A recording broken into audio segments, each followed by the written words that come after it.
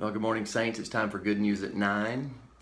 We talked about Matthew chapter 22 yesterday, where the Father sent out invitations to a great feast he had prepared for his son's wedding. The first invitations were refused. The second invitations were met with excuses.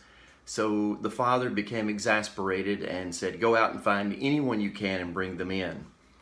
That parable Jesus was using was to say to the Jews, to send them a message that they had been invited to the kingdom and they refused. So God had rejected them and had instead decided to invite the Gentiles. That's us.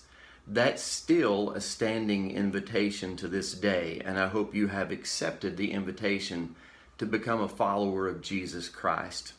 What that really means is this, that there comes a point in our life where we recognize that we have not been living as we should, that we have in essence made a disaster of our lives, and that we need direction, we need truth.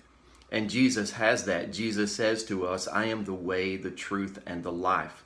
So what we realize is that we haven't been following the correct way, we haven't been living by the truth, and our life hasn't been all that God intends for it to be. So the invitation is to come to Jesus, to accept His way of life, to follow His truth, to live the kind of life that God intends for us to live.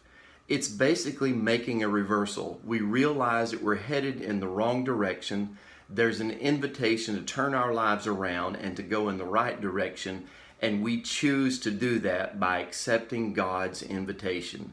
I hope you've done that. If you haven't, then today is the day. Recognize the error of your ways, repent of that, turn around, and choose to follow Jesus. You know what I say, get her done.